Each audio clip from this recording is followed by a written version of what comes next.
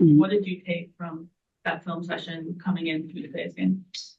I think the biggest thing is just playing with more energy across the board. Like there's just times where I thought our effort was lacking, and especially early in the game when there's moments where you shouldn't be tired. I think so. I think that should be the focus across the board, just going out there, competing hard. And I think it's just little things. Like I think we gave up a lot of points on offensive rebounds, gave up a lot of points in transition. And like we were down 11 going into the end of the fourth, and we had a possession. I think I shot a three, would have cut it to 8, and it goes in and out. So I think there was moments where we were right there, but then there was also a lot of moments where it was just like, that's not going to be good enough. And that's the reason you lost by 30 plus. So I think the biggest thing is just focusing on competing every single possession. Doug, go ahead. Hey, Caitlin, two-parter. Have you played in New York before at all? So where's the mean to actually play in New York for the first time? Yeah, Ryan Rico asked me this yesterday too. I was like, yeah, I haven't, no AAU, no high school, nothing. So this is fun.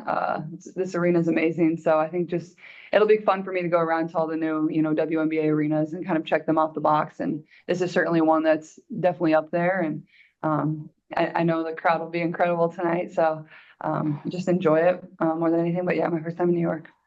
Or just what did you take away from your game the other day? I mean, the points weren't there, but the assists were pretty good and the rebounds were pretty good also. Yeah, I think I did some really good stuff. Like I felt like I played like a pretty good floor game. Obviously I didn't shoot it the way I would have liked, but I think I had a couple threes go in and out. So I'm definitely right there.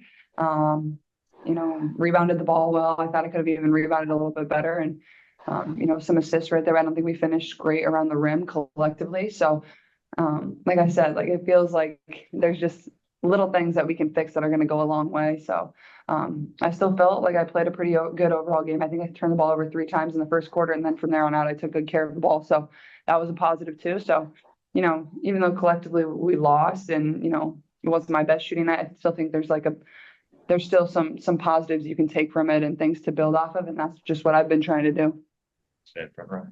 Ted Wall, the Philadelphia Fire.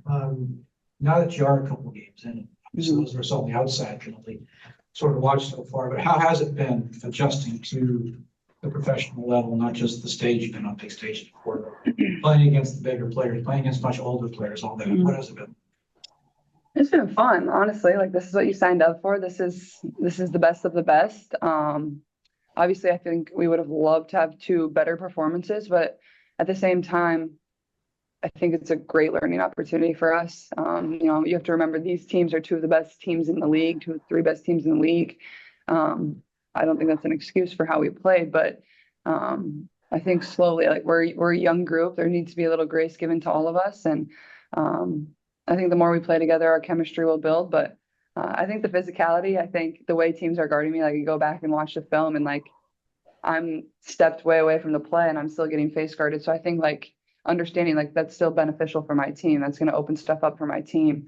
And once we really start executing and running things correctly, it's gonna be tough to guard, I think. Go Pepper, then we'll go M. Hi, girl. It's good to see you. I want to switch it up a little bit. I've been loving seeing your pregame fits. How has your style evolved recently? Jeez, girl, you're coming with the hard-hitting ones. I think it's been fun. Honestly, like I try to switch it up, kind of what I'm wearing and what I'm doing. Whether it's a little more casual or a little more fancy, I think you'll see it kind of switch up over the course of the season. It's a little different. Usually I just show up in my sweatpants and my slides. So, but no, it's been fun. And hopefully it only keeps getting better. You can judge them and get back to me and let me know how they are. Okay. I trust you. I've been loving it so far. Okay, and good. One more is just how are you able to balance how competitive you are and also kind of have patience with yourself as you're growing and developing into becoming a pro? Yeah, I think that's honestly going to be like the biggest challenge for myself coming from college to the professional level is, obviously first of all, the physicality, but second of all, like being competitive, but also understanding this is a young group. This is a young team. I'm young. It's going to be a learning process. Not everything's going to be perfect. Like I was talking to my dad on the phone and he just said like, go out there, have fun, compete, play hard. And every day you're going to learn something new and just take that and continue to build on it. And, things will really start clicking when they should. And I think I'm right there from, putting together a really good performance. And I think our team's right there from putting together a really good performance. So I think it's just the little things you continue to learn from. And every single day, it doesn't need to be you learning 500 things from one game. I think that's just going to overwhelm myself and overwhelm this team. It just needs to be the little things that you can correct from game to game. So, eventually put that together and it'll all work out. Go M, then we'll go Christina. I wanted to ask about, especially the pick and roll, the ball screen angles, and that's, obviously, in Iowa and also preseason, so far this season, really taking advantage of varying the depths of screens.